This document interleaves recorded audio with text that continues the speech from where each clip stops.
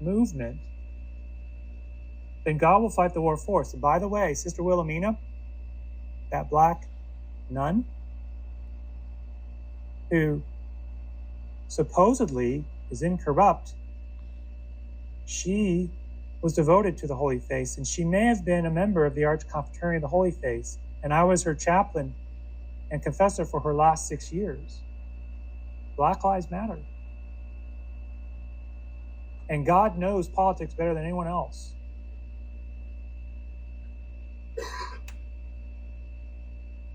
So God, that's just a miracle.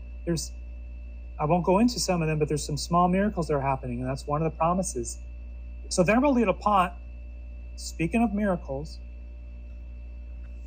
he received an image of the Holy Face that was touched to the veil of Veronica.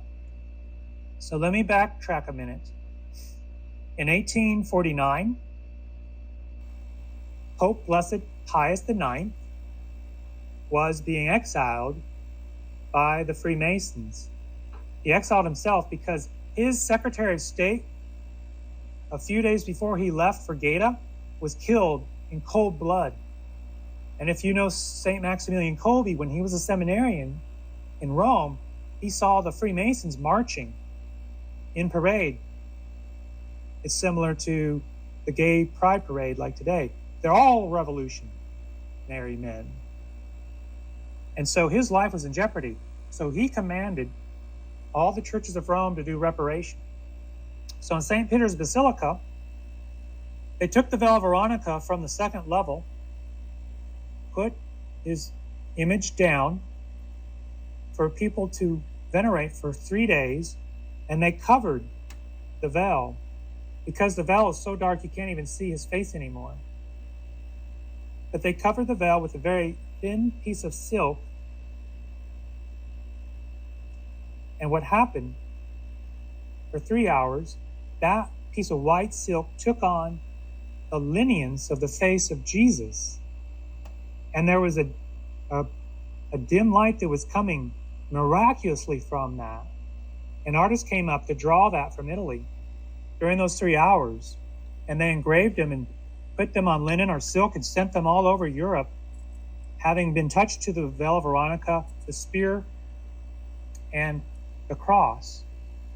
So these were like relics, stamped with the cardinal's stamp on it.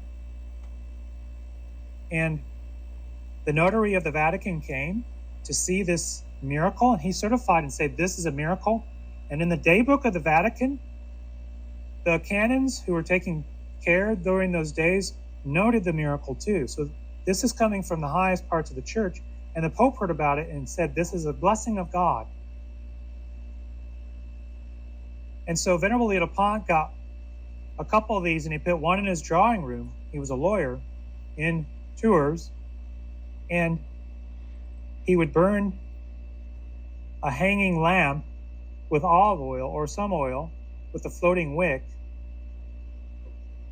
And people would come to him after business to talk to him because he was a man of such deep prayer. And people would ask him for a healing. And he would take the oil and bless them, and he would do the litany sometimes 9 times of the litany of the Holy Face. And people were starting to get healed left and right. He started taking vials of oil, mailing them to people. People get healed out where he would mail this oil to. That there were so many healings. There were 6,000 certified miracles in his lifetime. That's a conservative number. And the Pope Blessed Pius IX said he's one of the greatest wonder workers of our times. And so what's heaven telling us?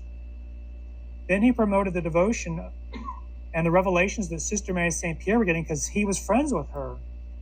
And finally, after a couple decades, after Sister died, Archbishop Collet became the Bishop of Tours, the Archbishop, successor of St. Peter, St. Martin of Tours.